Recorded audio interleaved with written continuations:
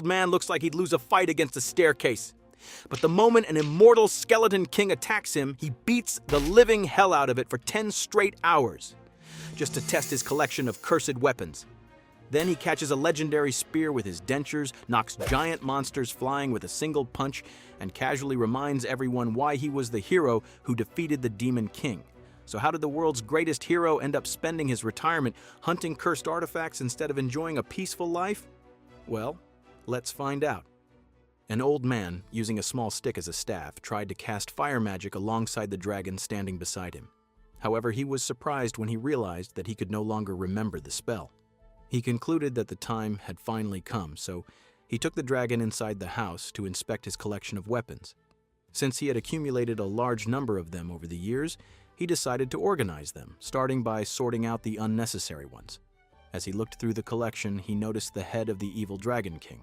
Even after being slain, it had somehow come back to life and was still capable of breathing fire. There were also numerous cursed swords and demonic blades, making him realize that he had gathered quite an impressive collection of cursed weapons. In addition, there were several forbidden grimoires. He knew that anyone who read those books eventually fell into evil and met a tragic end. That was why he had never dared to read even a single page of them. Despite how dangerous his collection was, the old man could not help feeling excited whenever he came across forbidden or cursed items. He had been fascinated by such things ever since he was a child. He also remembered telling the Demon King during their battle that he had always had that unusual hobby. However, he had never spoken about it with the members of his own party because they had always insisted that the hero's sword was the coolest weapon of all. While examining the collection, the old man noticed a sword that somehow did not resonate with him. That night, while the dragon slept outside in its usual place, two strange figures arrived. They remarked that humans were fragile creatures who aged quickly and eventually deteriorated. They also commented that even the hero had grown old. The senior monster informed his junior, Wilhelm, that he was leaving the dragon in his care while he went to eliminate the hero. Meanwhile, the old man, who was indeed the hero, continued looking through his collection. He was reminded that it contained numerous dangerous weapons and cursed items. To dispose of them safely, he knew that they would either have to be destroyed in a very special place or used against powerful opponents until their durability was completely exhausted. Since every one of those weapons was extremely dangerous in the hands of an unsuspecting person, he understood that they had to be disposed of properly. All of a sudden, a loud bang echoed from the wall behind the old man as a skeleton monster burst through it. The monster asked whether the old man was the hero Aslan. Aslan confirmed that he was. The skeleton then introduced himself as Vilmente, the Skeleton King, and remarked that Aslan had become quite feeble. He blamed Aslan for destroying the Demon King's army, claiming that doing so had thrown his life into chaos. According to Vilmente, he should have been enjoying a peaceful life as one of the Demon King's generals, but that future had been ruined along with the army. For that reason, he declared that he would never forgive Aslan. He announced that he would first take Aslan's head and then display it before wiping out the remaining humans to rid himself of his resentment. Vilmente immediately launched an attack and landed a direct hit on Aslan, believing that the aged hero would be unable to withstand it. However, the situation changed instantly. Aslan threw a single punch. It was neither particularly fast nor especially powerful, yet the impact was so overwhelming that Vilmente was sent flying out of the house. Vilmente was unable to understand what had just happened. He called out to his junior for help, but to his shock, he discovered that the dragon had already devoured him. Unable to believe what he had witnessed, Vilmente stared in disbelief. Aslan approached him with a cold glare and asked whether Vilmente truly intended to eradicate humanity. He declared that he could never allow such a monster to roam free. Even so, Vilmente remained confident. He asked whether Aslan really believed he had won and reminded him that he was the king of the undead. He explained that as long as the darkness of the night existed, he would continue resurrecting no matter how devastating the attacks against him were. His body regenerated once more, and he proclaimed that no matter how strong Aslan was or how powerful his body remained, he would never be able to defeat someone like him. Instead of being troubled, Aslan appeared delighted. He drew out a cursed sword and explained that he had been waiting for an opportunity like this. Since he wanted to dispose of his cursed swords and demonic blades, he intended to use them until they wore out before throwing them away. Vilmente was left speechless. Their battle continued relentlessly for 10 hours. By the end of the fight, Vilmente's body had been pierced by numerous cursed weapons. Aslan remarked that he had been swinging the weapons continuously, yet none of their blades had even chipped. Because of that, he no longer felt like throwing them away. As Vilmente collapsed before him, Aslan asked whether he had been sent by the Demon King. Vilmente replied that the Demon King was no longer respected by the demons. He explained that no matter how much they tried to provoke him, the Demon King no longer had the courage to fight humans.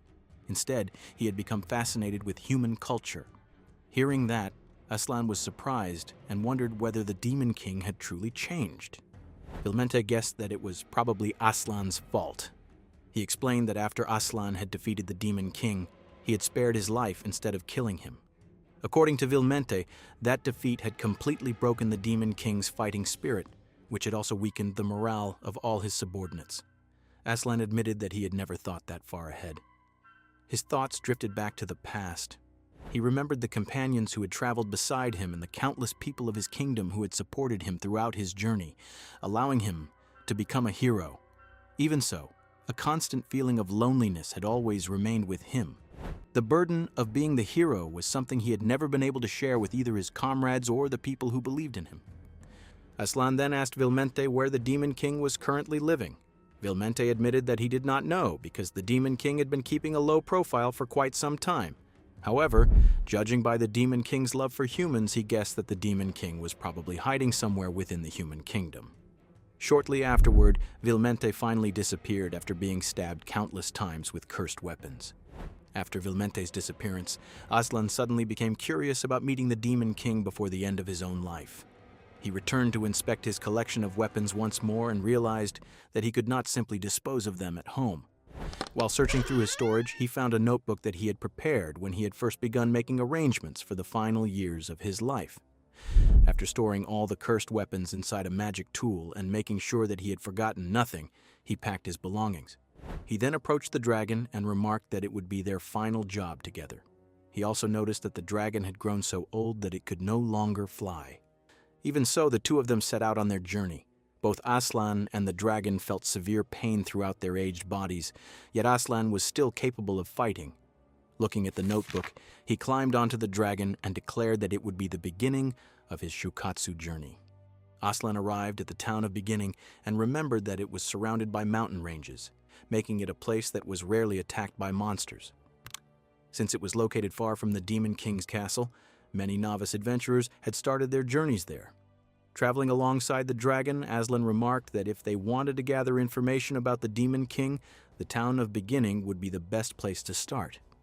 He added that it had also been a long time since he had spoken with young adventurers, and he looked forward to chatting with them once again. After a while, Aslan spotted the town in the distance. However, as he moved closer, he suddenly became confused. Somehow, he had ended up back at his own house. He recalled that he had intended to travel straight over the mountains, yet he had somehow returned to where he had started. Realizing that he could no longer remember the route because of his old age left him feeling deeply frustrated and shocked. Just then he heard someone's voice. When Aslan looked ahead, he noticed a young girl angrily confronting a monster. She seemed both frightened and confused, wondering why she had encountered such a powerful creature before even reaching the town of Beginning. She had never expected to come across a Cyclops. The one-eyed Cyclops towered over her. The monster remarked that the hero was supposed to be living somewhere nearby and guessed that he might still be hiding in the area. It asked the girl whether she had heard anything about the hero. The girl replied that the hero could not possibly be living in a place like that. The Cyclops concluded that the hero must simply be hiding his true identity. It then looked at the girl's legs and commented that she was quite an attractive woman. Declaring that he wanted to have a taste of her, the monster grabbed her. As the girl cried out for help, Aslan stepped forward and defeated the Cyclops with a single punch. The girl was left speechless after seeing the old man defeat such a powerful monster with nothing but his bare hands. She wondered whether he had used some kind of magic, yet she could not understand what had really happened. Aslan remarked that it was highly unusual for a monster of that level to appear in such an area. He then asked why the girl had come to a place like that all by herself. Still confused, the girl replied that she had never asked him to save her. She also told him not to get the wrong idea or act as though he had become her benefactor, adding that she would only thank him out of courtesy. Hearing that, Aslan suddenly remembered something and wondered whether that was what people called a tsundere.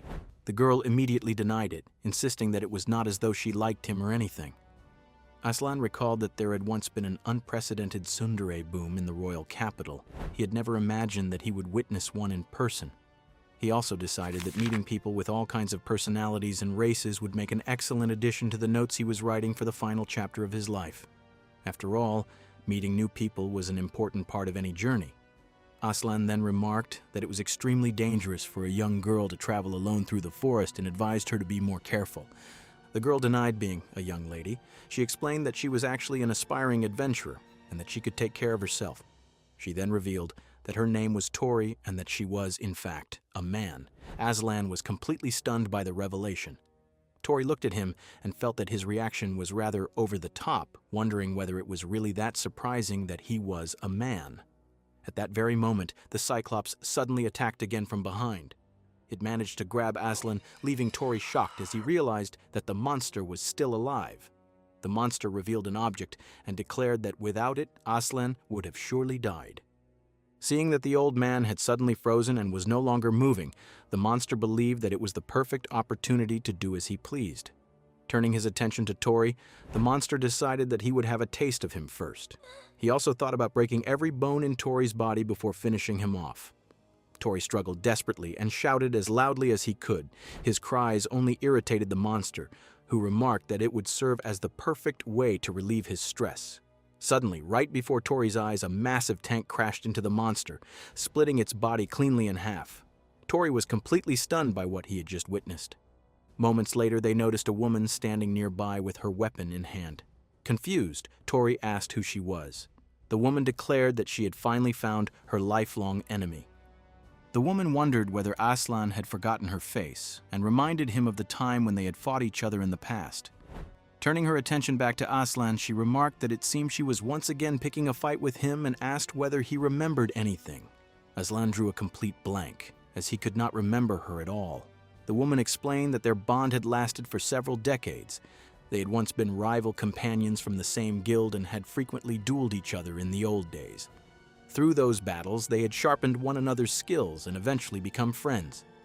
Although Aslan still could not remember any of it, he simply agreed and remarked that it had indeed been a long time.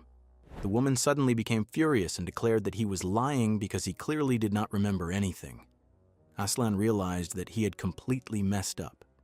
The woman explained that they had fought together as soldiers on the battlefield for many years.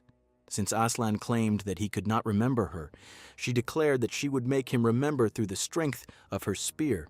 Aslan was caught by surprise when she suddenly attacked him with shrinking earth spear. The attack flew straight toward Aslan's face, causing Tori to panic. He was astonished by how the woman had closed the distance between them in an instant. The massive boulder behind Aslan was completely destroyed by the attack, yet Aslan himself remained completely unharmed, leaving Tori speechless.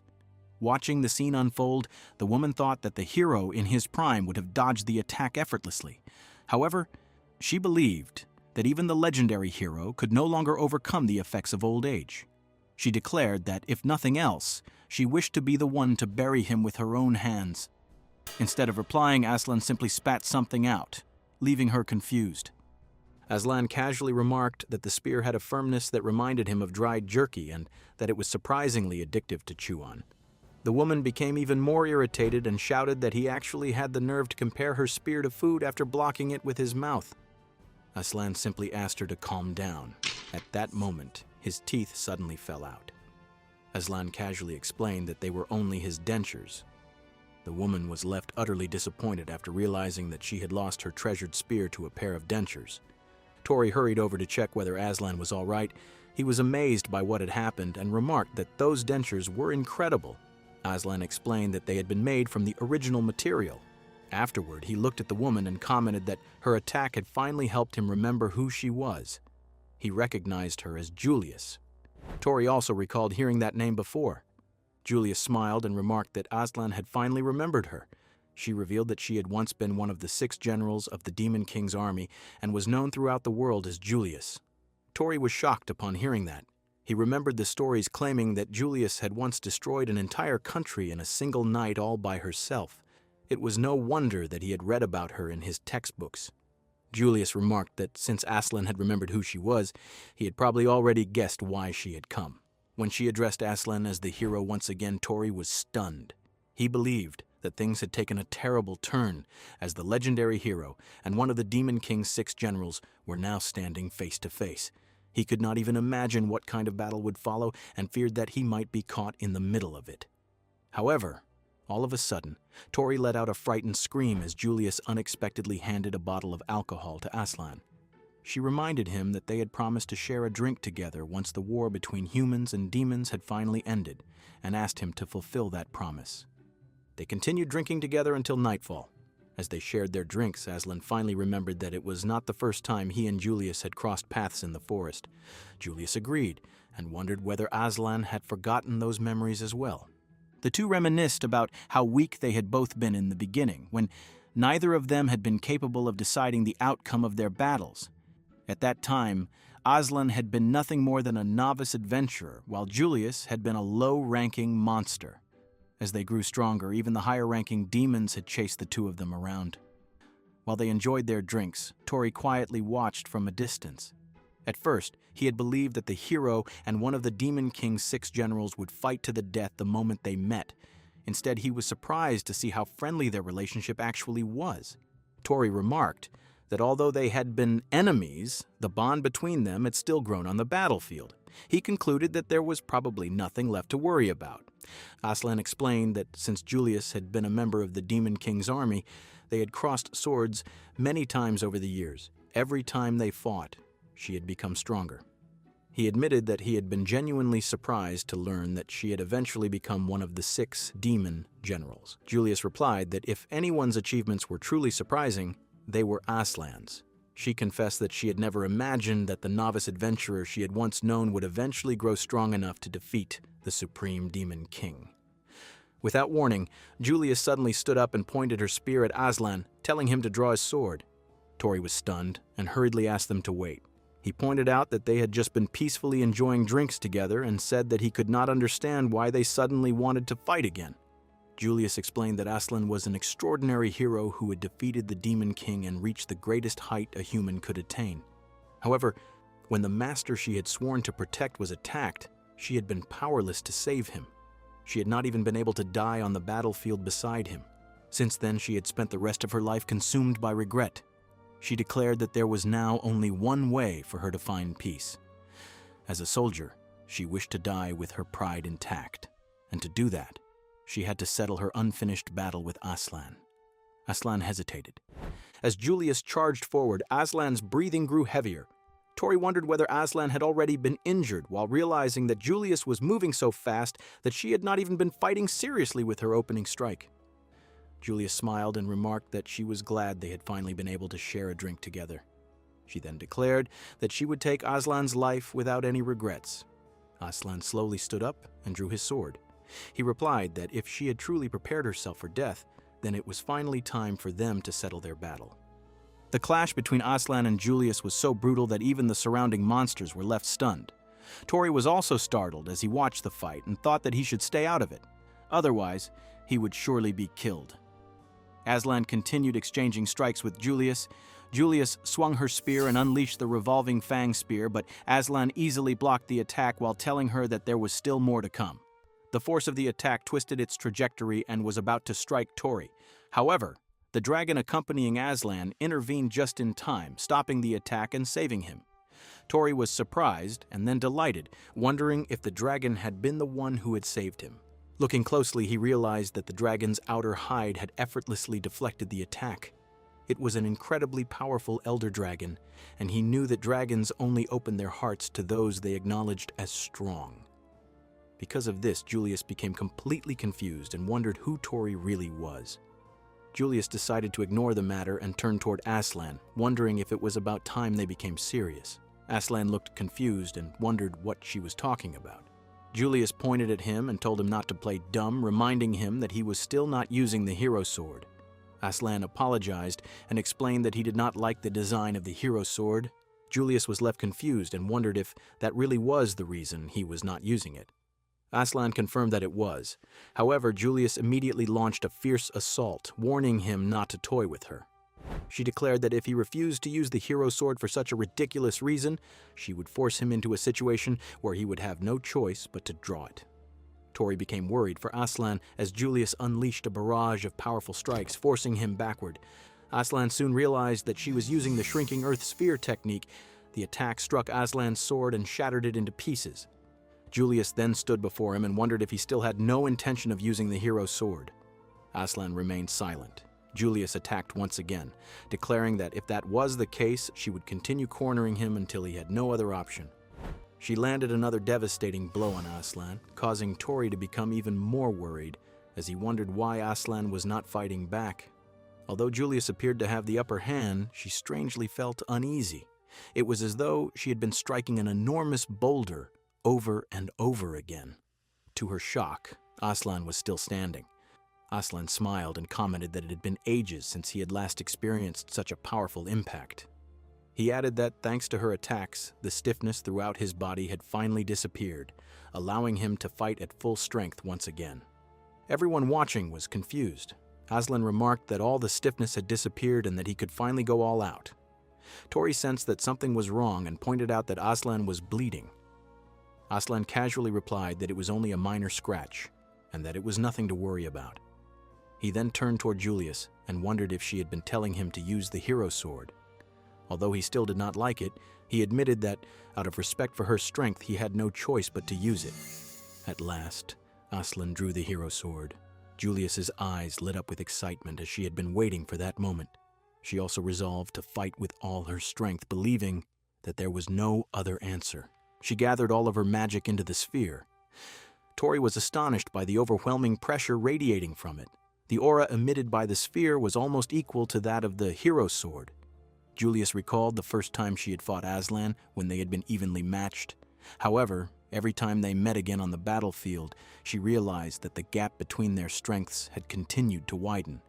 She also remembered that Aslan had told her to stop because he had not wanted to take the life of someone who refused to fight. Those words had completely shattered her pride as a soldier. Even so, she declared that she was grateful to him because at last she would reclaim that pride. Aslan swung his sword and severed one of her arms, saying that he was the one who owed her his thanks. He explained that even with a body that was nearing its end, he had managed to draw out such tremendous strength, and that he would never have realized that without fighting someone as powerful as her. Using her remaining arm, Julius launched another attack and declared that it was not over yet. However, Aslan swiftly cut off her second arm as well. Even then, Julius refused to give up. She grabbed her spear with her mouth and charged forward, declaring that she would surely surpass Aslan. Before she could reach him, Aslan rushed forward and struck her down with his sword, commenting that she had fought bravely until the very end of her life. Tori was completely astonished after witnessing the battle. It was the first time he had ever seen such a terrifying fight. However, he became confused and asked Aslan whether it had really been necessary to kill Julius. Even though she had once been a member of the Demon King's army, they had all been happily drinking together just a short while earlier. Aslan was surprised to discover that Julius was still alive. Tori looked around in confusion and asked where she was. Aslan also looked puzzled and replied that she was probably somewhere nearby. Tori could not understand what he meant. Aslan then checked and commented that although Julius's human body had died, she was still alive in the form of a slime. He remarked that she had reverted to her original form after being completely defeated. Tori was unable to understand and wondered what Aslan was talking about. Aslan explained that it was Julia, or rather, Julius herself. Tori looked toward Julius's corpse lying some distance away and was shocked to see it gradually transforming into a slime. Aslan commented that the sight had become almost unbearable to look at. Still confused, Tori wondered what exactly he was seeing. Aslan lightly poked the slime while Julius wondered whether Tori still had not realized that she was actually a slime. Tori then recalled their first battle in the forest. Aslan explained that slimes were low-grade monsters with almost no potential for growth and usually served as practice targets for novice adventurers. Tori realized that Julius was an extraordinary specimen that had somehow evolved to the point of attaining a human form, making her an extremely rare existence. The fact that she had risen from being an ordinary slime to becoming one of the leaders of the Demon King's army made him wonder just how much effort she had devoted to her training. He then thought that he was standing beside the hero who had defeated the Demon King and the former leader of the Demon King's army, who had originally been a slime. He wondered whether traveling with both of them would allow him to grow into a stronger adventurer. Just then, Tori asked Aslan whether he could join them on their journey. Before Aslan could answer, a flying creature suddenly appeared and remarked that it seemed someone had beaten him to the punch. Aslan and Tori turned toward the newcomer. Tori was shocked to see what looked like a flying chicken. The creature angrily called Tori rude and stated that no matter how anyone looked at him, he was not a chicken, but a phoenix. Since Tori could not understand the phoenix's language, he thought that it was merely saying, "Cluck, cluck, cluck." He assumed that the phoenix might be an acquaintance of either Aslan or Julius. Turning toward them, he asked about the strange creature. Aslan sighed and commented that it seemed the situation had taken a turn for the worse. Julius also looked concerned and said that they had encountered the phoenix. The phoenix finally introduced himself, explaining that he had been a little late in doing so. He declared that he was one of the former Demon King's army's 6 demon generals, known as Cockatrice of the Phoenix. Tori was shocked to learn that he was one of the 6 demon generals, just like Julius. Cockatrice declared that he had come to claim Aslan's life. Judging from the situation, Aslan appeared exhausted after the previous battle, and he believed that it might not even require much effort to defeat him personally. Julius remarked that it was amusing that Tori thought all of the 6 demon generals were equal. She explained that Cockatrice far outranked her in strength. Tori was stunned to learn that Cockatrice's rank was much higher than Julius's. However, he remembered that even when Julius had managed to wound Aslan, the injury had amounted to nothing more than a scratch on his skin. Although Aslan was clearly exhausted from the battle, Tori reminded himself that Aslan had defeated even the Demon King. Because of that, he believed that they would surely win.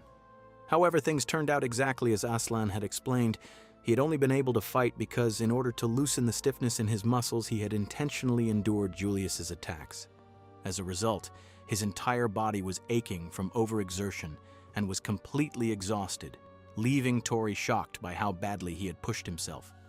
Cockatrice cast summoning magic and summoned ancient souls to attack them. The dragon stepped forward and tried to block the assault. Meanwhile, Julius commented that, since Zero was not going to do anything, she had no other choice.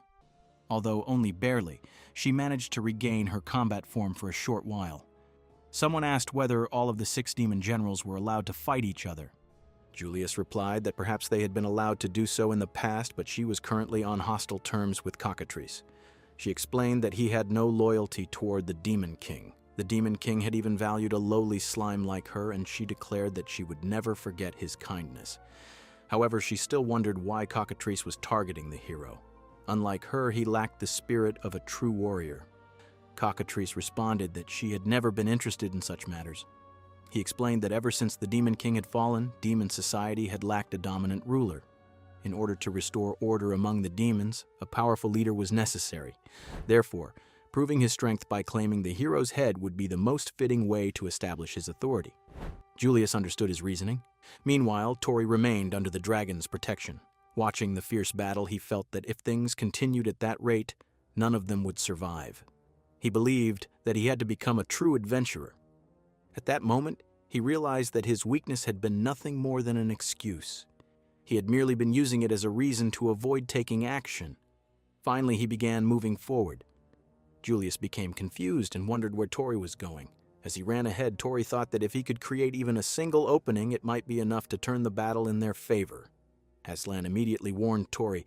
However, before anyone could stop him, Cockatrice pierced Tori with a sudden thrust. Tori looked at him in confusion. Cockatrice commented that Tori had called him a chicken earlier and that it had greatly displeased him. He added that he had no hobby of tormenting the weak, but he would never forgive anyone who insulted him. Aslan and Julius watched the scene in shock. Cockatrice then declared that since the troublesome weakling had been dealt with, it was now Aslan's turn. At that very moment, a beautiful vampire woman suddenly appeared behind Cockatrice. The instant Aslan sensed her presence, he recognized the familiar and nostalgic magic power. Cockatrice became irritated as he looked toward the mysterious figure emerging through the flames. He wondered whether she was a demon trying to deceive him, and declared that such a thing was an insult. Enraged, Cockatrice cast ancient magic and unleashed the raging flames of blazing fury, attempting to engulf the entire area in fire once again. The mysterious demon woman calmly chanted a spell, and Cockatrice's attack was instantly nullified. He was left completely shocked and wondered when part of his body had disappeared. Even though he was well versed in ancient magic, he could not comprehend what had just happened. He questioned whether she had used an unknown form of magic. No matter how hard he tried, he could not understand what was unfolding before his eyes. After some time, Tori regained consciousness. Feeling perfectly fine, he sensed that a part of his memory was missing. Looking around at the devastated forest, he wondered what had happened. He then approached Aslan and Julius and apologized. He admitted that he had acted selfishly, had been carelessly defeated, and had only become a burden to both of them. He asked whether recovery magic had been used to heal him. He apologized once again, saying that he had done nothing except drag them down. Suddenly, Aslan asked Tori whether he would become his disciple. Tori was stunned by the unexpected offer. Aslan asked whether he did not want to become his disciple. Tori quickly replied that it was not like that. He admitted that he truly wanted to, but since he was still inexperienced, he believed that he would only become a burden to Aslan. Aslan assured him that it was not a problem because everything had started from that very moment. He explained that he had seen a brilliant light within Tori's spirit, which was why he wanted to accept him as his disciple. Tori became emotional upon hearing those words and asked Aslan to take good care of him from then on. Afterward, he went to check on the dragon. Meanwhile, Julius looked at Aslan and remarked that he was truly shrewd. She told him not to play dumb, explaining that he had accepted Tori as his disciple because he wanted to help him control his immense power. Aslan denied the accusation and replied that he had simply seen a strong light within the young man's spirit. He then asked Julius whether she was planning to come along with them as well. Julius commented that it was rather shameless of her, but after witnessing that incredible power, she could not help wanting to follow him. She admitted that she was certain about her decision. All of a sudden, Aslan fell asleep. Before drifting off completely, he asked Julius to wake him once they reached the city. Julius became thoroughly annoyed by his carefree attitude. Tori and Julius then climbed onto the dragon. As they began their journey, Tori wondered what had happened to Cockatrice. Julius replied that he had died once, but because he was a phoenix, he would most likely revive again. Tori then curiously wondered why Cockatrice had such a strange face. They finally reached a city, which made Tori very excited. He looked toward the town of the beginners and saw many people who appeared to be adventurers. He then noticed the statues of two people and became excited, wondering if they were of the hero Aslan and the great hero Ragnvald. He wondered about Ragnvald, and Julius explained that Ragnvald was the great hero who had protected the town, along with many other towns and villages, from the demon invasion. Together with the hero, he had reclaimed the royal capital, and Ragnvald had been bestowed the title of Great Hero directly by the king. Julius was surprised to find that Tori was so well informed about everything. Tori agreed and showed her a pamphlet in which all the information was written. He then even showed her a portrait of Aslan. All of a sudden, Aslan asked whether it was not yet time for breakfast. Tori laughed and remarked that Aslan had just eaten breakfast. He then asked whether Aslan's lower back was still hurting and said that he would help him get down from the dragon. After Aslan got down, Tori showed him the statue of himself. However, Aslan felt that everything looked blurry. Tori reminded him that he had given him the magic glasses so that he could see properly. Aslan then put them on, was able to see everything clearly, and thanked Tori for them. Tori remarked that it was not good for Aslan to skip his after-meal medicines. Aslan replied that it was simply too much for him. Meanwhile, Julius watched them, thinking that seeing her former rival grow old was far more painful than she had ever imagined. Aslan mentioned that he had been needing to urinate more frequently lately. Tori even suggested that he wear diapers, which greatly annoyed Julius. She shouted at them to stop because she did not want to hear whether the hero wore diapers or not. Tori told Julius that even though she belonged to the demon race, it was still important to understand the reality of old age. Julius became even more annoyed and wondered why Tori was handling the situation so calmly. Tori replied that it was because he had been raised by Aslan and had experience taking care of elderly people. Aslan then looked at the statues with a nostalgic expression. As he gazed at Ragnvald's statue, he He remarked that Ragnvald had been a man whose appearance was rough, but whose heart had been kind, making him someone truly worthy of praise. Julius became annoyed and wondered how Aslan could remember that companion yet forget all about her. Aslan then recalled that back when they had worked together, they had built a vacation home on the outskirts. He explained that Tori had tried to stop them at the time, but they had gone ahead with it anyway. Aslan looked at the guidebook and remarked that they used to talk about that place often. He added that after the war had ended, they had planned to take a break at the vacation home. Since it had been abandoned for so long, he said that he really wanted to check on its condition. Tori then asked Aslan where the vacation house was located. However, Aslan was unable to remember, so they decided to ask around. When they asked a young woman, she replied that there was a run-down hut on the outskirts of the town. Although she had never seen it herself, she had heard about it. Julius looked at the young woman and asked whether she was traveling with slimes. The young woman nodded and revealed that she was a monster tamer. She then introduced the slimes, saying that they were all her precious partners. Julius looked at the slimes in surprise and remarked that she had not expected adventurers to cooperate with monsters. The young woman replied that it was not actually that rare. However, she explained that many people from the capital still avoided monsters. She added that even though there had been a war with the demons, such conflicts should not prevent people from accepting one another as fellow beings. According to her, race was irrelevant when it came to mutual trust. Julius thought that the times had truly changed, as such coexistence would have been unthinkable in the past. The young woman then advised them not to go to the outskirts because a dangerous dungeon had appeared there. Tori wondered about the dungeon. Just then he heard loud cheers. The young woman noticed the approaching footsteps and explained that whenever a highly dangerous dungeon appeared, troops were dispatched from the capital. She revealed that the arriving group was none other than the Royal Knight Order. Julius looked toward the knights and wondered whether they were all hostile toward demons. The young woman replied that the Royal Knight Order treated demons especially harshly. No matter how dangerous the demons were, she felt their methods were far too cruel. Even so, everyone in the town continued cheering because no one could openly express disapproval in front of the Royal Knight Order. The leader, Lumiere, thanked the people for their praise.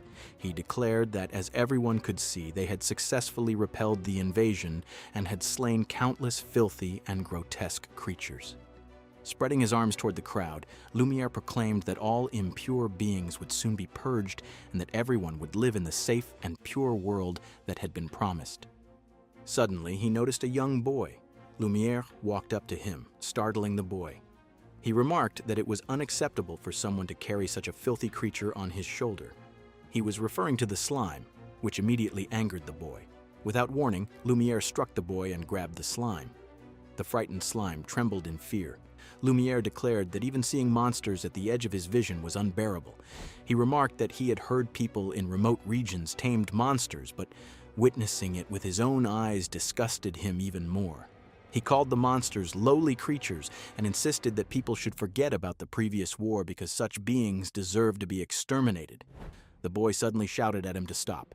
At that moment, Julius rushed forward, took the slime back, and gently held it while asking whether it was hurt.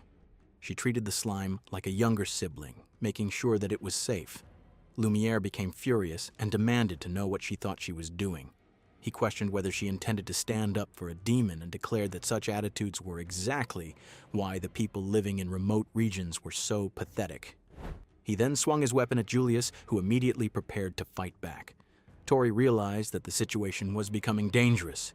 He thought that if Julius revealed her strength, people might recognize her as a former member of the Demon Lord's army, which would create serious trouble. Just then, Tori noticed that Aslan had disappeared. A moment later, Aslan casually stepped between Julius and Lumiere and asked whether lunch was not ready yet. Both of them stared at him in confusion, and Julius wondered what Aslan was trying to do. Aslan then pointed at the slime and remarked that slime stew would taste delicious. Julius became furious and demanded to know why he had suddenly said such a thing. She wondered whether he had finally become senile. As the two argued over the slime, Aslan asked whether Julius was planning to dispose of it instead. Lumiere sneered and remarked that as long as such filthy creatures were put into someone's mouth and disposed of, he had no complaints. He proudly added that he was being magnanimous. Believing the matter had been settled, Lumiere left with the royal knight order. As soon as he was gone, Julius angrily grabbed Aslan by the collar and demanded to know what he had meant by talking about slime stew. She asked whether he had truly intended to eat the slime. A moment later, she realized that Aslan had only acted that way to calm the situation until Lumiere had left. Aslan replied that he could not think of any better way to defuse the situation, and Julius admitted that she had completely fallen for his act. Even so, she remarked that it should have been easy for him to deal with someone like Lumiere. Aslan replied that Lumiere was the leader of the Royal Knight Order. He explained that if they handled the situation poorly, it would turn into a major incident.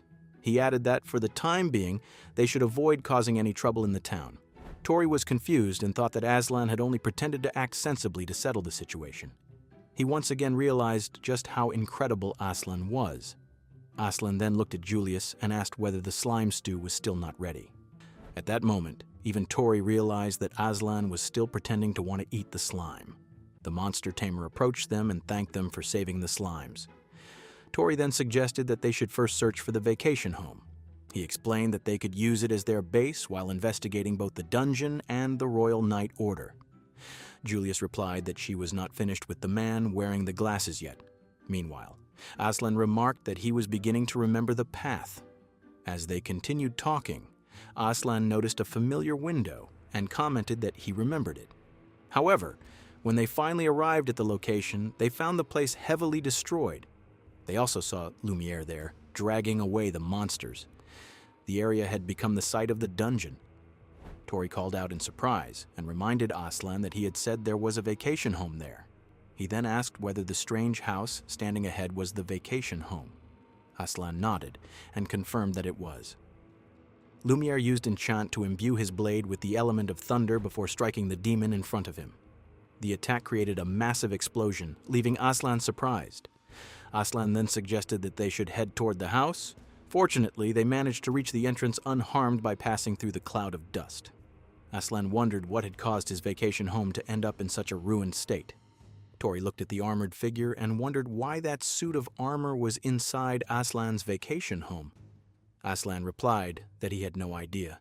They then noticed that the monster was unable to move. One of the knights explained that the true strength of the Thunder attribute did not simply lie in increasing attack power. Instead, it paralyzed the enemy's body, allowing them to be tortured to death while they were unable to resist. Lumiere pointed his sword at the demon's eyes and mockingly asked whether it was trembling because it was afraid. Suddenly, the demon fired a powerful beam from its eyes. Realizing the danger, Lumiere immediately ordered everyone to take cover. A tremendous explosion erupted, but everyone managed to survive.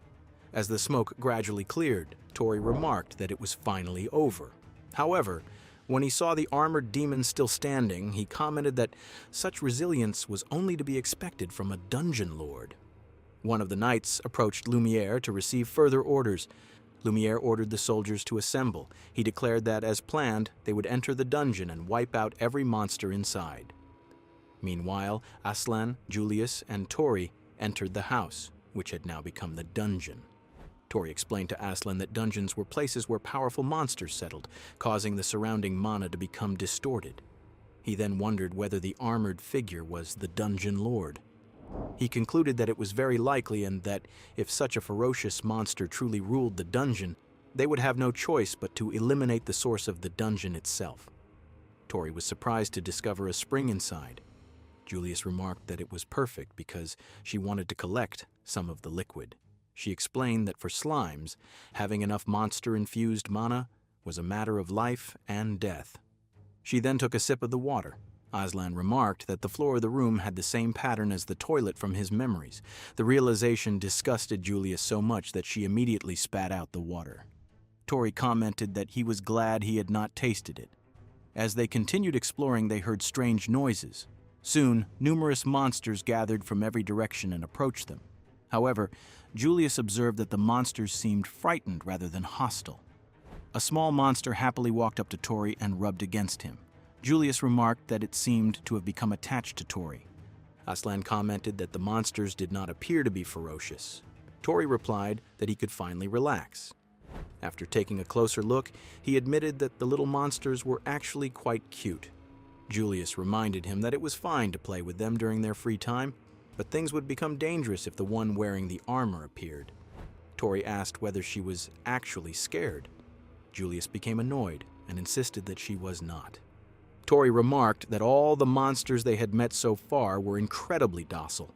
He even wondered whether the dungeon was actually quite safe, and suggested that perhaps even the armored monster might be surprisingly willing to talk.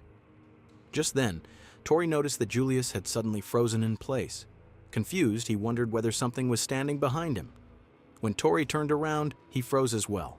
The armored monster was standing directly behind them, looking equally surprised to see humans. Both Julius and Tori immediately hid behind Aslan. Julius sarcastically asked Tori whether he was not the one who had suggested talking to the armored monster. Tori replied that he was simply following a strategy of letting the hero go first. The armored monster looked at Aslan and immediately charged toward him. As Aslan saw the monster's sword, he remarked that he remembered it. The monster's tremendous strike shattered the floor beneath them. Both Aslan and the armored monster fell through the opening, leaving Tori and Julius staring in shock. As he fell, Aslan calmly remarked that falling from such a great height at his age was going to be troublesome. Tori called out to Julius and asked what they should do. However, Julius told him to calm down. She immediately remarked that something like falling from that height could never seriously harm the hero. Tori replied that Julius had no idea about the dangers of old age. He explained that at Aslan's age, even sleeping the wrong way could be dangerous. Julius asked whether Tori had not seen Aslan's fight with the monster earlier, and remarked that he would probably be fine. She then added that instead of worrying about Aslan, they should be more concerned about themselves because she could smell blood drawing closer. Tori looked confused and asked whether it belonged to a monster. Julius replied that she did not know because she could not identify whose scent it was. However, she was certain that whoever it belonged to had killed countless beings. The small monster standing beside them suddenly became frightened. Moments later, they saw another monster being cut down by none other than Lumiere, who approached them and remarked that they had finally met again. Seeing Lumiere standing before them made both Tori and Julius feel extremely uneasy. Lumiere attacked the monsters, and all of a sudden Julius lunged forward to strike him. Tori became worried about Julius, but she continued standing her ground. Lumiere wondered whether she was causing such an uproar despite knowing that they belonged to the Royal Knight's Order, and stated that he was not impressed. Julius warned him to shut his mouth, declaring that she would not rest until she had taught him a proper lesson. Lumiere used lightning element magic to activate lightning flow through the dragon vein, and the attack rushed forward. However, it caused no visible damage, leaving Julius wondering about the purpose of the attack. Suddenly, she noticed that the monsters Lumiere had killed earlier had started moving again and were acting like his puppets. Julius engaged the puppets in battle while Tori also fought back, trying to push them out of the way. During the fight, Tori noticed that Julius had already been severely injured. Neither of them had realized that the puppets were being controlled by electric currents flowing through their corpses. The currents manipulated the corpses without any consciousness being involved. And even the screams they had heard earlier had merely been part of that manipulation, something they should have realized. However, seeing the corpses of their comrades moving while still clutching their weapons made it difficult for them to bring themselves to attack. Lumiere thought that he would not grant them an easy death because they had chosen to side with the monsters. He declared that he would make them dance instead. Meanwhile, Aslan stood still after noticing a blast in the distance and wondered how far he had fallen. An armored monster stood before him and continued attacking. However, Aslan's attention was drawn to the sword. He remarked that there was no mistake that it belonged to Ragnar. After seeing it, the memories of the town came flooding back to him, and everything became clear. The sight filled him with a deep sense of nostalgia. Aslan was reminded of the past when he had been with Ragnar. Ragnar wondered whether it was true that Aslan had fought for 3 days and 3 nights without even sleeping. Aslan replied that he possessed extraordinary stamina and that, judging by the situation, he had managed to push back the enemy forces. He explained that because of that, he could not afford to rest even for a moment. He added that he had fought to save every single citizen, believing that if he rested even briefly, some of them would surely be killed. However, after becoming completely exhausted and passing out, his sister had been killed by the demons. Even while standing half asleep, he had continued talking. Suddenly, Aslan snapped out of his memories and remarked that Ragnar had truly taken fighting to the extreme ever since then.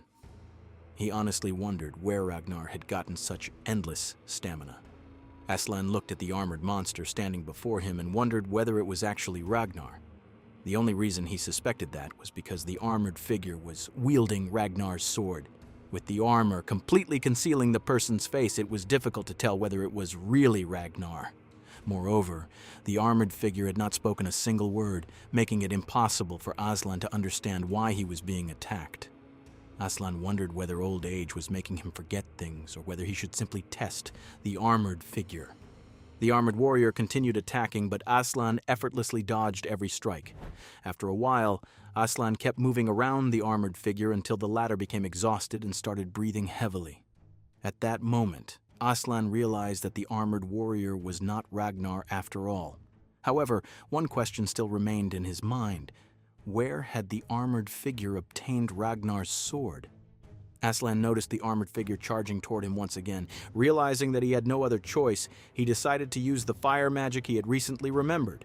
He cast Thermal Radiance, unleashing a powerful attack that created a massive explosion throughout the area. The blast shattered the armored figure's armor, finally revealing the person's true identity. To Aslan's surprise, the person beneath the armor was a woman with horns. He immediately realized that she belonged to the Dragonkin. However, he could not understand why someone like her was there. Aslan was confused about why Yahello possessed Ragnar's sword. After a while, the woman regained consciousness. Aslan remarked that he had something very important to ask her. However, instead of listening, she immediately attacked him again. Aslan stopped her attack and commented that she was acting just like a wild beast. Just then, several people of different races arrived. One of the women asked Aslan to let go of that child. Aslan was confused to see them. The woman then told the Dragonkin girl Yahello that she should have listened to Aslan for a while because there was nothing they could do about the situation now. She then began praising Yahello, saying that she was big, strong, handsome, and that her rock-hard abs made her look incredibly tough. Yahello immediately blushed and became flustered upon hearing those compliments. Aslan then realized that the Dragonkin girl's name was Yahello. Another woman agreed and revealed that Yahello was their guardian as well as their comrade. Aslan commented that Yahello was surprisingly shy. The woman agreed, explaining that Yahello was actually quite maiden-like. Whenever someone pointed out her strengths, she always reacted that way. She added that this was also the reason Yahello usually hid her muscles beneath her armor. Aslan apologized for breaking Yahello's armor. The woman then realized that Aslan had been the one who had broken it and commented that he was incredibly strong. However, she still wondered why Aslan was inside the dungeon. Judging by the fact that he had not attacked them even though they were monsters, she concluded that he was probably not a member of the Royal Knights Order. Aslan explained that he had merely come to check on his villa, but for some reason, it had been transformed into a dungeon. The woman was surprised and guessed that Aslan might have been an acquaintance of Ragnar. Aslan confirmed that Ragnar had once been with him. She then led Aslan to a strange tree where he discovered that Ragnar was trapped inside it. The woman explained that Ragnar had been creating the dungeon for decades in order to protect them. Aslan wondered why Ragnar would protect monsters like them. She then began telling him a story from decades earlier.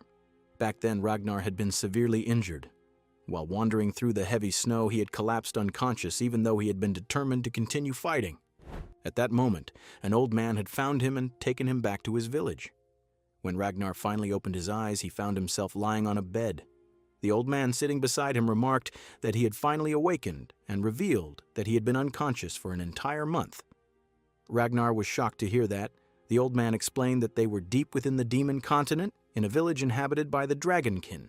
He then introduced himself as Orochi, the village chief. Ragnar was surprised to learn that he was in a Dragonkin village. Dragons were known as the strongest race among the demons, and it was said that wherever they marched on the battlefield, they left the land scorched. Orochi tried to calm him down, explaining that the war had already ended with the defeat of the Demon Lord. He then told Ragnar that they no longer had to fight anymore. Ragnar hesitated and pointed out that he had been the enemy general of the Dragonkin. However, Orochi replied that everyone was tired of the endless fighting, crying, and suffering that the war had brought. Orochi then spoke about himself, explaining that he had also taken many lives during the war. He believed that returning to a normal life required doing something good to atone for those sins. That was why he could not simply turn his back on Ragnar. He added that Ragnar had merely been caught up in his own selfish desire to make amends. Orochi assured Ragnar that once his wounds had healed, he would be free to leave. He even promised to help him cross the border safely. Just then, Ragnar noticed a young girl watching him. Orochi introduced her as his granddaughter, Yahello, explaining that she had become very curious about Ragnar and had come to see him. Later, Ragnar was served a meal. Orochi explained that Yahello wanted him to eat it. He added that whether Ragnar was a demon or a human did not matter to her because she was genuinely worried about his injuries. Orochi further explained that human children were probably the same and that Yahello possessed an exceptionally pure heart. As Ragnar looked at the unusual food, he suddenly heard Yahello trying to say his name. Even Orochi was surprised that Yahello had managed to speak.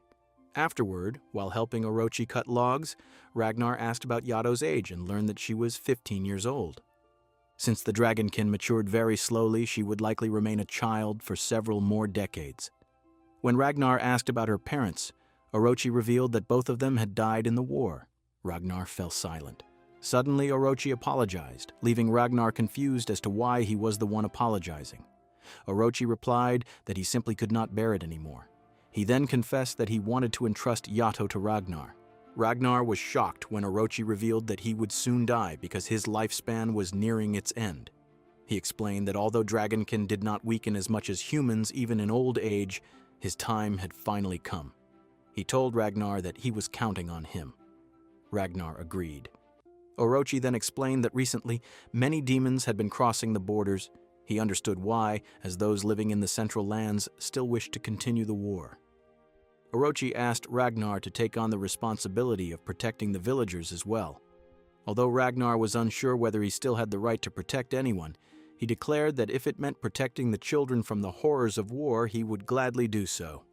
The scene shifted back to the present, where the woman explained that Orochi had finally passed away not long ago, and that Ragnar had inherited the responsibility of protecting the village. After the demon lord's death, they had escaped from the demon territory, and Ragnar had continued protecting them. She explained that whenever she needed someone to rely on, Ragnar had always been there to listen to her. She further explained that the demi-humans had only been searching for a country where they would be accepted equally and could live peaceful lives. In order to pass through human territory, they had no choice but to rely on that relay point. She added that powerful magic had been cast over the dungeon, but someone had recently broken the barrier. Aslan guessed that it had been the Royal Knight's order that had done it. The woman confirmed that his guess was correct. Aslan looked up at the sky and remarked that nothing had changed. Ragnar was still protecting people, just as he always had. Suddenly, the woman asked whether they were all heroes. Yahello was also surprised to learn that Aslan was a friend of Ragnar. Aslan then mentioned that there was something he had been pretending about.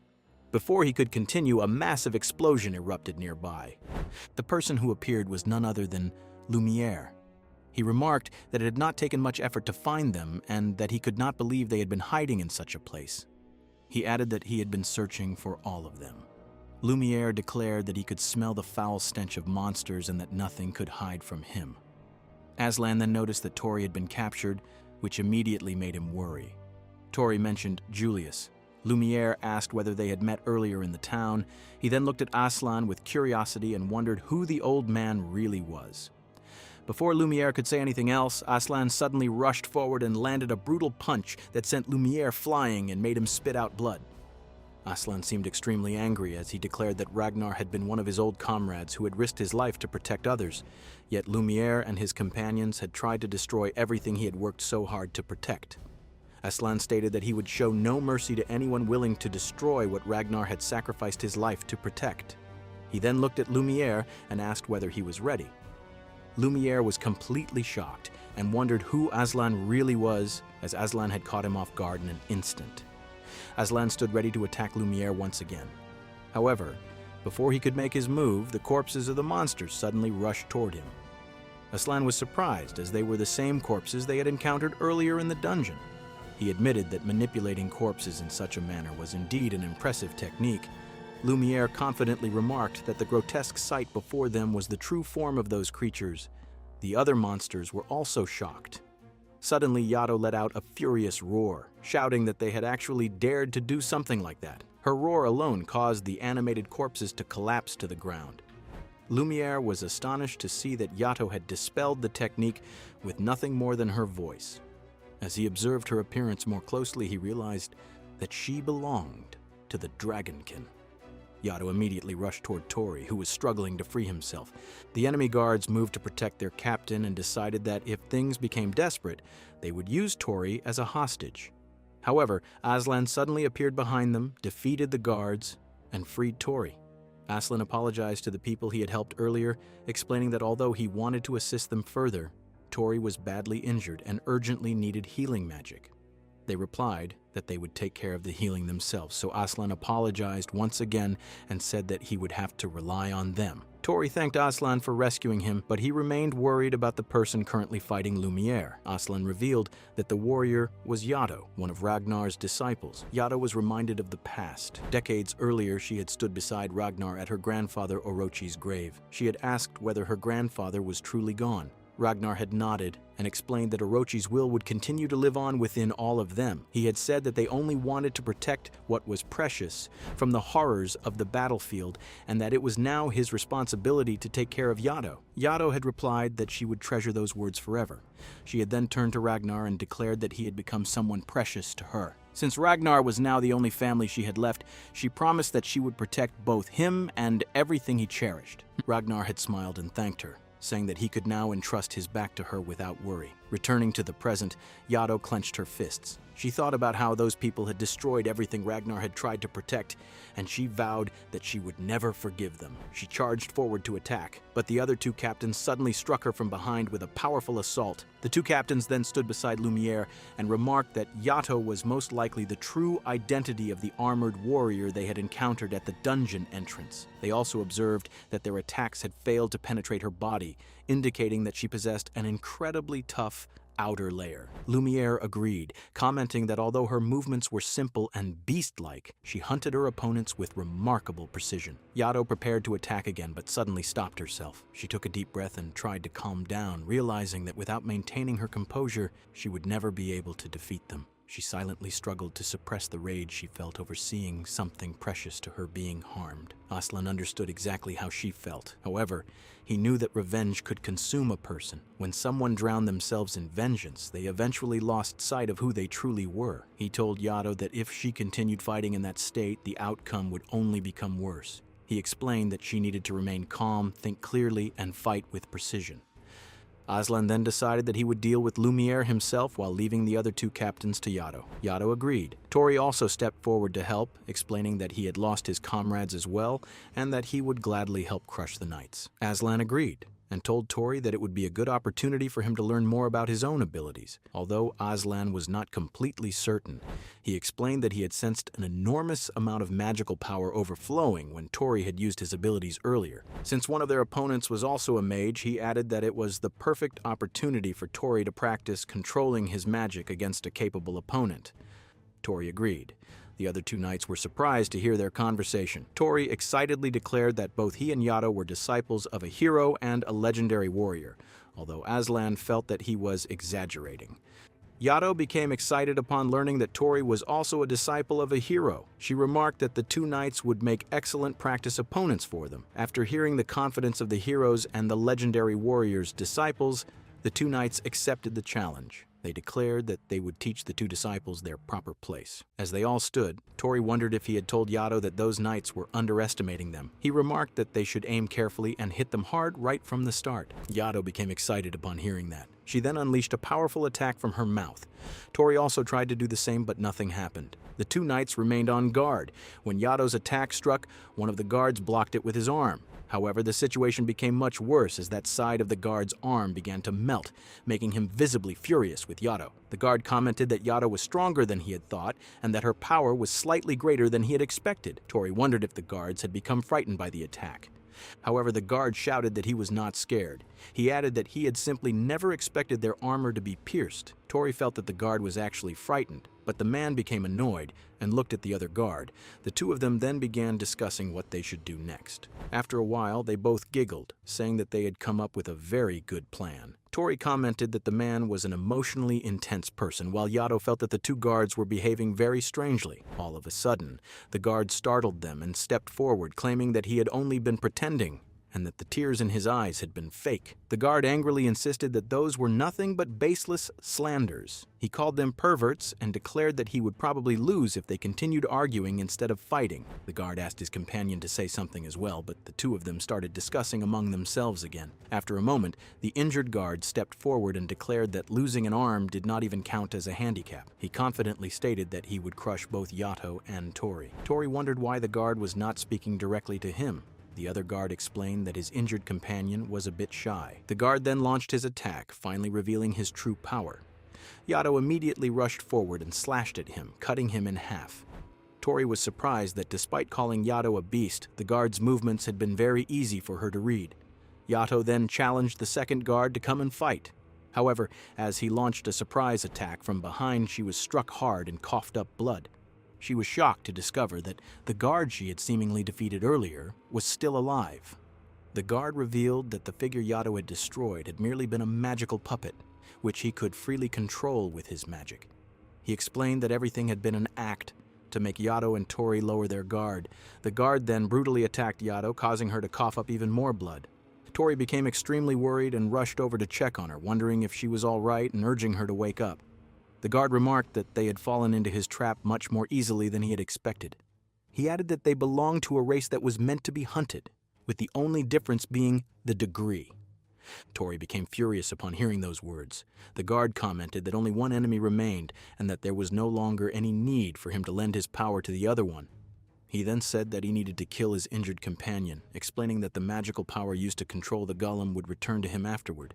He apologized, saying that they might think he had gone too far. The guard then stood before Tori and declared that he would not underestimate his enemies anymore. He announced that he was finally going to get serious.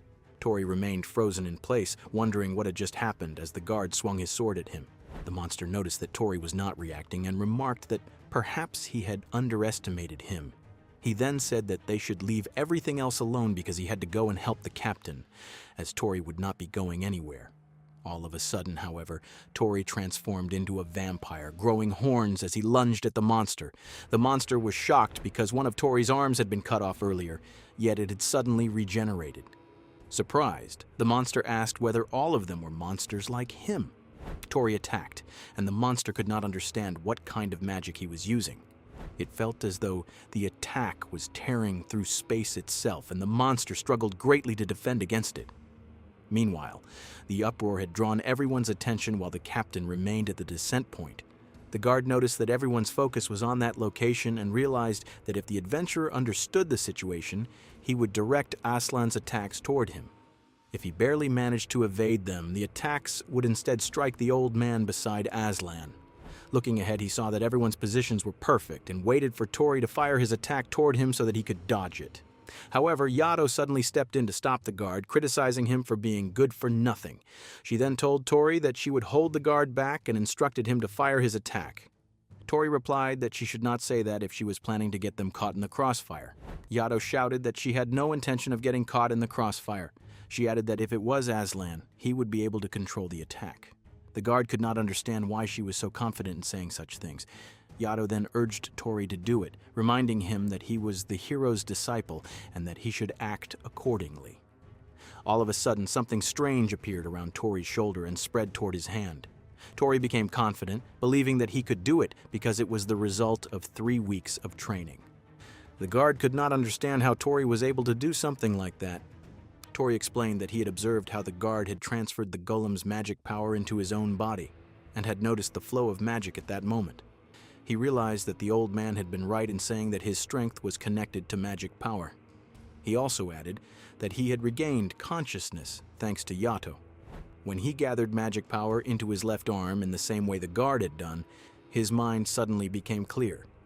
The enemy monster could not believe that Tori had mastered magic control in such a short time. It realized that if Tori attacked with such tremendous piercing power, the battle would be over. Tori unleashed a volley of attacks, severely injuring the monster. Although the monster attempted to resist, Tori remained standing. A moment later, he stumbled forward and his attack struck the enemy directly. After the battle, Tori returned to normal. However, when he looked at the monster's shattered remains, he felt sick and vomited. He remarked that the way he had defeated the monster was horrifying, as its body had been twisted apart. He wondered why such a powerful technique had such a grotesque appearance. Once he calmed down, Tori noticed that his arms had unconsciously crossed. He then looked around for Yahello, believing that everything was under control. However, when he turned toward her, something seemed wrong. As he called out to her, Yahello suddenly collapsed, covered in blood. Meanwhile, it was remarked that Tori's technique had been truly impressive and was exactly what one would expect from the hero's disciple. Tori also stated that according to Yahello, the hero's true disciple was not just Titan. Exhausted, the two of them lay down. Tori commented that the Night Order had been almost completely defeated and that only the captain remained. He guessed that Aslan no longer had anything to worry about. On the other hand, Aslan continued walking while thinking that Tori had become capable of calmly observing an opponent's flow of magic and might even surpass the skills Aslan had possessed in his younger days. Aslan felt nothing but pride in his disciple's growth. However, he decided that finding Lumiere and delivering the final blow came first, as the Night Order had already been practically defeated by Aslan alone. Finally, Lumiere cast lightning attribute magic, creating a massive explosion around the area. However, Aslan stood still and blocked it effortlessly. Aslan wondered whether that had been Lumiere's strongest spell, remarking that it had only been enough to loosen his muscles. He then asked whether Lumiere had finished with his futile struggles. Suddenly, Lumiere burst into loud laughter. Aslan became confused and wondered whether Lumiere had lost his mind after being cornered. However, Lumiere explained that he was laughing from the bottom of his heart because he had never expected things to go so smoothly. At that moment, a strange magic circle appeared beneath Aslan's feet. Lumiere revealed that it was an ancient spell known as the Anti-Zegal Reverse Seal. Aslan could not understand what was happening and looked at the magic circle beneath him before glancing at his trembling hands. Lumiere remarked that Aslan's strength was truly astonishing, but ancient magic possessed the means to oppose even overwhelming power, and the spell before him was one such example. He explained that the spell required the souls of 66 loyal followers. It was an ancient spell that drained the soul of its caster after death in order to seal the opponent's abilities for a limited time within the magic circle. He further stated that the seal became stronger depending on how powerful the opponent was, as its strength scaled in proportion to the target's power. Aslan felt that something was terribly wrong and commented that he had never seen such a spell recorded anywhere. He wondered where Lumiere had obtained it. Lumiere gave a sinister smile and implied that it would be better to say that he had certain connections. He added that the seal would not last very long, but judging from Aslan's expression, its effects had already taken hold. Lumiere then rushed toward Aslan to attack him. Aslan attempted to block the attack, but Lumiere declared that it was already too late. Aslan lost his balance and was about to collapse as Lumiere laughed, saying that Aslan finally looked like a proper old man. Lumiere struck Aslan once again and mockingly wondered whether they should resume the battle from the beginning. Aslan remarked that he could no longer move his body properly. Lumiere attacked, but suddenly noticed something strange. He was surprised that despite Aslan's frail condition, he had moved fast enough to get behind him. Aslan launched an attack, but Lumiere dodged it and realized that the attack had come from a magic stone that Aslan had activated. Lumiere knew that magic stones were minerals containing naturally sealed magical power, allowing anyone to cast magic with consistent strength regardless of their own skill. However, their uses were limited, and their power was generally too weak to defeat someone like him. Lumiere realized that it was a wind attribute magic stone, and Aslan had used its wind propulsion to launch the attack. Although Aslan attacked again, Lumiere easily dodged it, making Aslan appear extremely weak. Lumiere remarked that he had merely been caught off guard earlier and declared that there was no way he would fail to dodge such a low-level spell. Suddenly, however, Aslan attacked again, causing sharp earth spikes to erupt from the ground. Several of them slashed Lumiere, leaving him surprised even though he was not seriously injured. He then noticed that Aslan had also used an earth attribute magic stone. Enraged, Lumiere surrounded himself with lightning and shouted, asking how much longer Aslan intended to mock him while pretending to be an old man barely clinging to life. He thought it would be foolish to waste any more energy on such insignificant prey, but decided that he would no longer hold back. Aslan charged toward Lumiere once again to attack him. Lumiere noticed the assault and was surprised that Aslan was still able to move, even though he believed Aslan no longer had the strength to fight properly. Lumiere then unleashed what he believed would be the finishing blow. Confident that his attack had landed, he declared that this was the fate of anyone who dared to defy the Night Order, adding that the Night Order alone carried out absolute justice. However, everyone was left astonished when the dust settled, as Aslan was still standing. Yato and Tori looked on in complete surprise. Aslan remained standing and mocked Lumiere, asking whether he could not even blow away a mere firebolt, and whether that was truly the extent of his so-called absolute justice. Lumiere looked around and noticed an enormous number of water magic stones. He realized that Aslan had used them to absorb his lightning attacks. Aslan remarked that no matter how strong Lumiere's defenses were, they would never be enough to defeat him. He then told Tori that the preparations had already been completed. At that moment, a massive explosion erupted behind Lumiere. Startled, Lumiere wondered whether it had been caused by a fire magic stone. However, he immediately realized that such tremendous power could not have been produced by a fire magic stone alone. A moment later, Lumiere figured everything out and commented that all the wind magic Aslan had been casting earlier had never been intended for attacking.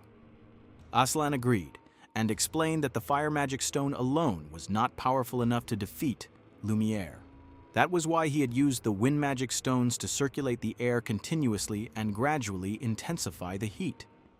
Lumiere wondered how such intense heat had built up without him noticing it, even though he had been watching the battlefield. Aslan explained that the venom of scale mosquitoes allowed them to suck blood through the skin and had the additional effect of numbing the victim's sensory nerves. He added that when he had activated the Earth Magic Stone earlier, he had already set the trap in motion. Lumiere finally understood Aslan's strategy. Aslan then revealed that there was one more surprise. He showed Lumiere the paralysis venom of a basilisk, explaining that he had prepared it beforehand as well. Lumiere tried to move, but discovered that his body would no longer respond. Tori was astonished that even with his powers sealed, Aslan had managed to push Lumiere into such a desperate situation. He thought that this was exactly what made Aslan a true hero. Aslan remained calm and confidently remarked that it had been a long time since he had enjoyed defeating an opponent whom he could not simply overpower with brute strength alone. He then commented that it was about time, explaining that the scale mosquito poison wore off quickly, meaning Lumiere could now fully feel the intense heat burning his body. Aslan asked whether Lumiere was finally ready to surrender. He explained that the scale mosquitoes had bodies tempered to withstand such conditions even after death. Aslan added that the battle was still not over. He explained that when electricity passed through water, it generated heat, causing the flames to burn even more fiercely. He remarked that it was all possible thanks to the electric current Lumiere himself had released earlier. Lumiere screamed in agony. Realizing that he had no chance of victory left, he asked Aslan to take his head. Aslan refused. Instead, he revealed a cursed tool known as the tail fin of the mermaid, an item that granted immortality to anyone who cut themselves with it. Aslan walked slowly toward Lumiere and asked whether he intended to die with the pride of a knight. However, Aslan declared that he would not allow that to happen. He explained that Lumiere would not be granted the honor of dying in battle, nor would he be allowed to live comfortably. Aslan then revealed that, as a side effect of immortality, the cursed tool would inflict upon Lumiere the curse of the mermaids. He explained that the curse would cause Lumiere's body to continuously lose moisture and eventually reject water itself. Lumiere was horrified upon hearing those words. Aslan continued by explaining that Lumiere's skin would crack like dry, sun-scorched earth. Even after the flames were extinguished, his body would continue to store the sensation of burning, condemning him to suffer from agonizing wounds that would never heal. Fear finally appeared in Lumiere's eyes. Aslan stepped closer and remarked that he had already cut Lumiere with the cursed tool. Lumiere looked at the wound in terror and realized what awaited him. He understood that the suffering would never end, and that this endless torment would be his atonement. After saying that, Aslan turned around and left the scene. Tori rushed toward Aslan, praising him for defeating the knight. He hugged Aslan tightly and admitted that they had been extremely worried when Aslan had suddenly weakened. as he had thought everything was over. Yato was surprised to see that Aslan was foaming at the mouth. Tori panicked and checked whether the weakening effect was still lingering. He repeatedly urged Aslan to wake up and come back to his senses. A moment later, Aslan regained consciousness and remarked that he had seen a comrade waving to him from across a river, revealing that it had merely been an illusion. Tori was overjoyed to see that Aslan was breathing again. He jokingly remarked that even broken magical tools could sometimes be fixed by hitting or shaking them, and that the human body worked in much the same way. Yato immediately told him never to say something like that again. Aslan admitted that he still felt weak and that his vision was shaking. Tori replied that it was not just Aslan's vision. The entire area was shaking because the dungeon itself was collapsing. At that moment, a massive piece of bedrock broke loose and fell toward Tori. Aslan immediately reacted and warned everyone to be careful. Tori was surprised to see that Aslan had already recovered enough to protect everyone. They soon realized that the dungeon could no longer sustain itself after the intense battle and was beginning to collapse. Yato became worried about Ragnar and rushed to find him, fearing that his life would be in danger if the dungeon collapsed completely. Seeing her run ahead, Aslan warned Yato to be careful because another massive rock was falling toward her. After the impact, Yato realized that she was still alive because someone had rescued her at the very last moment. A man asked whether she was injured. As the dust cleared, everyone was astonished to see that Yato was safely in Ragnar's arms. Overcome with emotion, she hugged him tightly and said that she was so glad he was safe. Aslan then approached Ragnar and remarked that it had been a long time since they had last met. Ragnar looked at the elderly man in confusion and wondered who he was. Aslan agreed that he had changed a great deal over the years before finally introducing himself as Hero Aslan. Ragnar was shocked and remarked that Aslan looked nothing like he used to. He wondered what had happened to the handsome, black-haired young man he once knew. Aslan replied that time had simply changed his appearance. Ragnar apologized, admitting that he had also destroyed Aslan's vacation home. However, Aslan told him not to worry, explaining that he understood Ragnar had his own reasons for doing so. The others also reunited with Ragnar and were overjoyed that they could speak with him once again. Ragnar looked at everyone before bowing his head in apology, saying that he had been a worthless guardian. However, she assured him that it was not true, explaining that he had already saved them from countless demons. Ragnar then explained that the dungeon, which had been created to protect everyone, had already collapsed. Its life force was fading, and he could no longer sustain it. That was why he had come in search of a solution before his own life came to an end. He further explained that there was only one way to save it. A sacrifice was required. The dungeon needed another life force, a soul that could take his place. Tori was confused and wondered what Ragnar meant by a soul of life force. Suddenly, Aslan realized something and remarked that the required life force was already nearby. Everyone turned toward Lumiere. Lumiere, who was suffering under the curse of immortality, was horrified as he realized what Aslan meant. He desperately thought that if he could somehow extinguish the flames, there had to be a way to escape from the curse, and that he only needed to get out of the place as quickly as possible. As he looked around, he began climbing over the broken rocks in an attempt to escape. However, Lumiere soon realized that everyone had noticed him. Panicking, he thought that if they caught him now, he would never be able to escape again. Determined to survive, he desperately tried to flee. The falling rocks created a barrier between Lumiere and the others, leaving everyone shocked. At this rate, they realized that Lumiere might actually escape. Lumiere desperately continued running, feeling as though it was a miracle. He believed that even God was telling him to flee from that place. He also thought that if he could return to the castle and report the truth, the demons would no longer stand a chance. However, things took an unexpected turn when Julius appeared before him. She remarked that it truly was a miracle, because in this case, she was the one standing there. Lumiere was startled to see Julius. Julius calmly commented that it seemed God had no intention of letting Lumiere return alive. She added that her escort had also arrived. Just then, Lumiere heard an unfamiliar sound and wondered what it could possibly be. Afterward, Aslan found Julius and was relieved that the healing magic had worked in time. Julius agreed and remarked that the demons had been highly skilled. He added that it seemed Aslan had also managed to make a living with healing magic in that new world. Julius then wondered what they were going to do with Lumiere. Aslan explained that a soul's life force was essential for maintaining the dungeon. Since Lumiere was currently under the curse of immortality, they intended to use his life force to sustain the dungeon. Lumiere was horrified upon hearing this. He shouted that they should not mess with him because he refused to become the one who sustained the home of the demon race. All of a sudden, another surge of energy erupted around him.